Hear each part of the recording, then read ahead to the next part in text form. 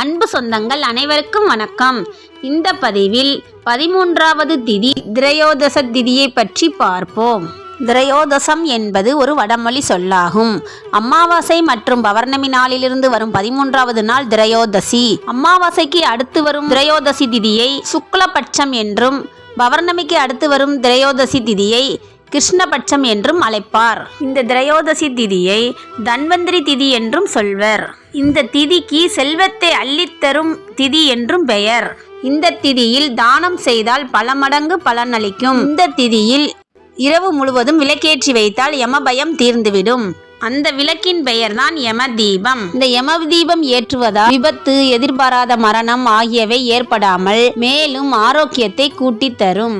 இந்த திரையோதசி திதியில் பிறந்தவர்களுக்கு நண்பர்கள் வட்டம் அதிகம். பிள்ளை மனம் கொண்டவர்களாகவும், சிறிது கஞ்சத்தனம் உடையவர்களாகவும், உற்றார் உறவினர்கள் மீது அதிக பாசமுடையவர்களாகவும் இருப்பார். இந்த திரையோதசி திதியில் சிவ வழிபாடு செய்வது மிகவும் விசேஷம். திரையோதசி வளர்பிறை தெய்வம் சிவன், மன்மதன். இந்த திரையோதசியின் தேய்விரை தெய்வங்கள் பிரம்மா, நந்திதேவர்.